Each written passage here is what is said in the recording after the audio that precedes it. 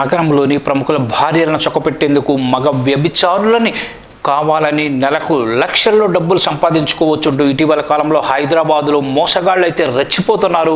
ఆంటీలను చొక్కబెడుతూ త్వరగా లక్షాధికారులు కావచ్చంటూ సైబర్ నేరగాళ్లు నిరుద్యోగులతో పాటు వ్యాపారులను కూడా మోసం చేసే పరిస్థితి నెలకొంది.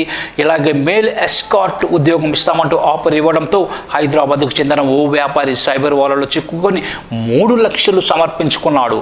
మోసపోయారని తెలుసుకొని తన డబ్బులు తిరిగివ్వాలని అడిగినందుకు సైబర్ నేరగాళ్లు అతన్నే రివర్స్లో బెదిరించారు. దీంతో బాధితుడు సైబర్ పోలీసులకు ఫిర్యాదు చేశాడు.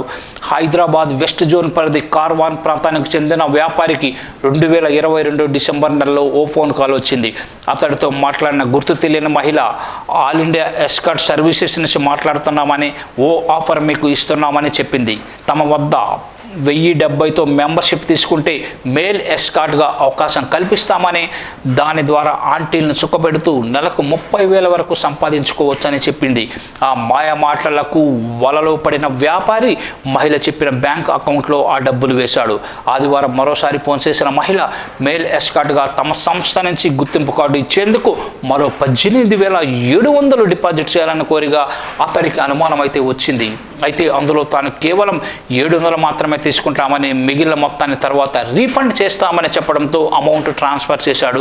ఆ తర్వాత ఆధార్ కార్డు సహా మరిన్ని డాక్యుమెంట్స్ పంపాలని కోరగా అన్నింటినీ వాట్సాప్ చేశాడు. ఆ తర్వాత కొత్త నాటకానికి తెర తీసిన సైబర్ క్రిమినల్స్ ఫోన్లో చెప్పిన ప్రకారం మీ వయసు 38 ఏళ్ళు కాగా ఆధార్ ప్రకారం 39 ఏళ్ళుగా ఉందని, అందువల్ల ఐడి కార్డ్ తయారు చేయడంలో ఇబ్బందులు వస్తున్నాయని చెప్పుకొచ్చారు. అందువల్ల మరోసారి 18,700 ట్రాన్స్ఫర్ చేయాలని వారు మళ్ళీ కోరారు.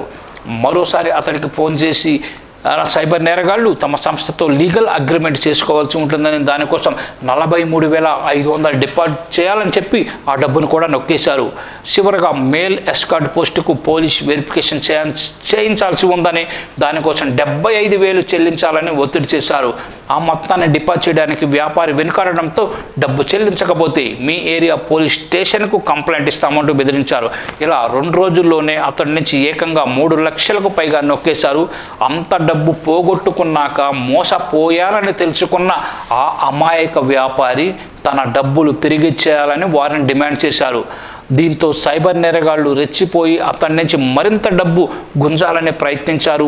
వేధింపులతో విసిగిపోయిన ఆ వ్యాపారి చివరకు Hyderabad city cyber crime ACP KVM ప్రసాద్ను కలిసి తన గోడు వెళ్ళబోసుకొని ఫిర్యాదు చేశాడు.